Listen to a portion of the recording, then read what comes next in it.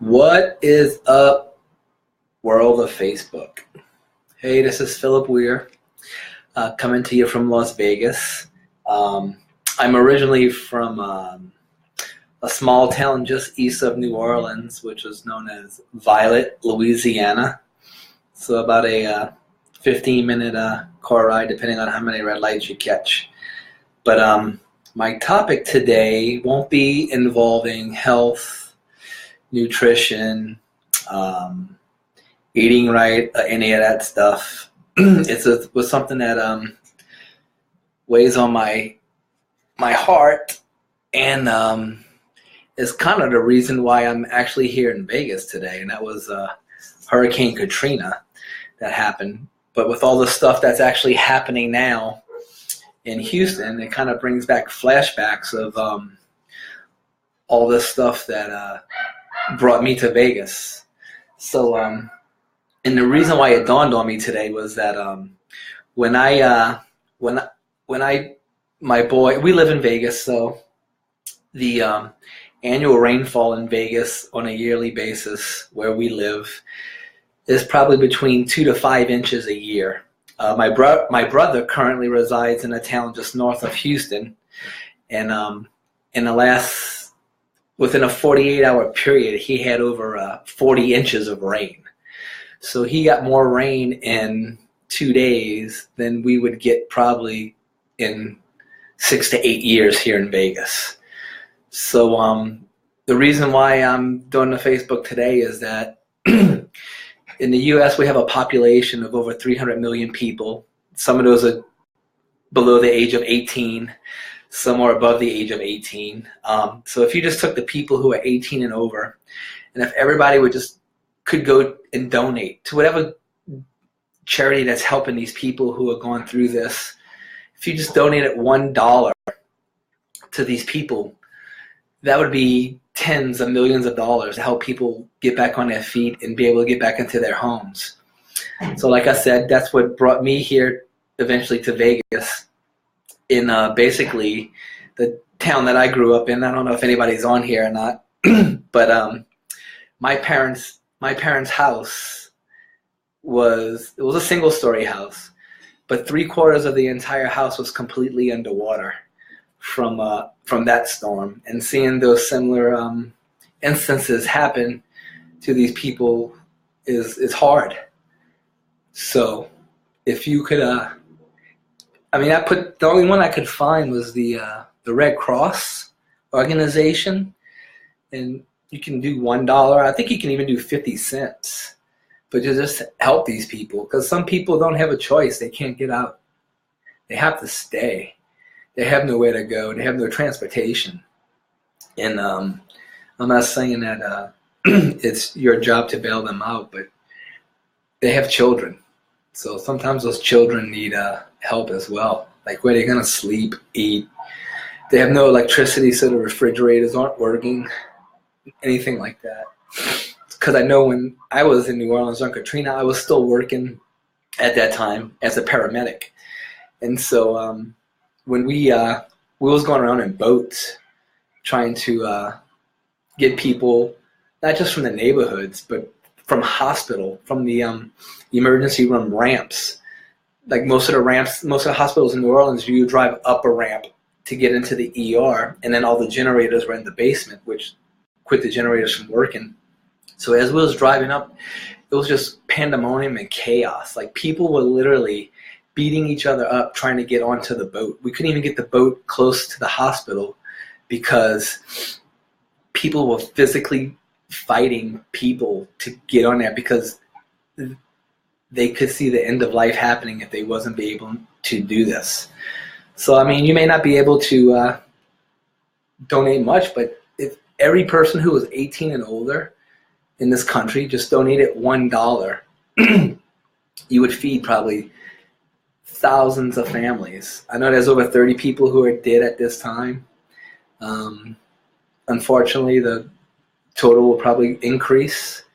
I know when we was working during Katrina, a lot of the nursing homes there, they couldn't evacuate people because they didn't have the proper equipment with buses to put people on buses that had medical equipment. So a lot of them got left behind, and that sucks. So they was either going to pass away in the trip to the next town, which was 90 miles away, and then you're not counting traffic. So being on a Greyhound bus with, you couldn't get the seats and you couldn't strip the bus in time to get people out. And I'm sure there's similar situations happening to these people from Corpus Christi all the way. It looks like the storm's on the Louisiana-Texas border at this time. I'm not too familiar with it. I'm just keeping up with my family and making sure that they're okay. But yeah, so if every person who was 18 and older would just donate $1 to help these people, and you can choose, like I just put the Red Cross up here because that's the only one that I found. I'm sure there's others out there. If you just donate it to a charity that was doing good to help these individuals out to get back on their feet, because I know my parents didn't get their home back. They relocated with, I would say, up to 90% of my family. I see most of them on here. They're not living in the same place that they were. Our family pretty much lived within, everybody was probably within 10, 15 minutes of each other. And then we pretty much spread all the way across the United States. And that's probably going to happen to a lot of these families. So yeah. So I'm going to skip this week and resume next week with the health and nutrition. But we need to do something. We need to come together as a country. Forget all this political nonsense. Who cares who voted for who? You're a freaking American. Help each other out, regardless of race, color, creed, ethnicity, where you're from. It doesn't make a difference. This is when you need to band together to help each other out, because you just need to do it. So many people helped me at that time. And so you got to pay it forward, because you never know when something's going to happen to you or your family. It could just be a freak accident. You never know. Like, stuff happens all the time to people. So yeah, I mean, I'm not saying you have to. I'm just saying I know I've been through it. I lived it. I've seen it from both ends, working it as a paramedic and being a resident of a town that got pretty much wiped off the planet, basically. Still haven't recovered yet. But yeah. So regardless who you are, what your background, who you don't like, who you do like, that's irrelevant. There's kids out there starving. Probably trapped. Can't get anywhere. Have no family. So just do what you can. That's all I ask. This is all. This was hard to do, and the reason why I did it was I was like I said, I was picking my boys up from the school, and they complained about the weather in Vegas today. And this is what the weather looks like. It's a little cloudy. So this is our bad weather here in Vegas. So it's a little cloudy. They didn't have enough sun to go to the pool. So they were complaining about that. And so I had to sit down and talk to them about how there's kids right now who you don't even know if their parents went to work and was able to make it home.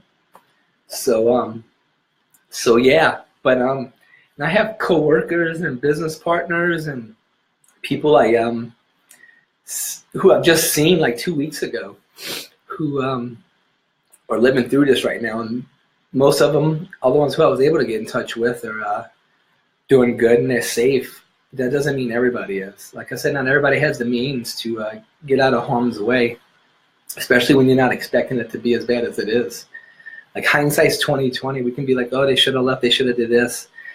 But this happens a lot, and it never gets this bad. But unfortunately, it did, and there's really nothing they can do. Instead of placing blame, how about we just help them out? So that's it. That's all I wanted to say. I'll get back to the happy stuff next week, I promise. It was just something that was near and dear to my heart, and a lot of people who's on here too, I see, went through it with me. And good for you guys staying. I moved. I didn't want to go through it again. Once was enough. So you guys have a great week. Like I said, even if it's only, I think you can even donate as little as like $1 or 50 cents. Like, if every 18-year-old and older in the United States who had a heart could donate $1 and give these people help, food, shelter, clothing, back on their feet. That'd be tens of millions of dollars, guys. So yeah, but like I said, I'm just an ordinary man trying to create extraordinary lives, and that's all I got today. I'll be back next Wednesday with a more upbeat message, and I thank all you guys for chiming in and joining. I see a lot of people from back home who are actually on here. All you guys know what I'm talking about. You lived it. You've been through it. It's not fun. It's not fun at all. So thanks for all the hearts that are popping up. And yeah, just like Mickey said, don't God bless me. Let's bless them. So you guys have a great day, and just do what you can. There's a family who could use your help. So peace out from Vegas. We are dry. My kids are complaining about clouds. But yeah, pick a charity that you like, man. They'll take $1. And that's it, guys. I'll be back smiling and being silly again next week. All right, guys. Later.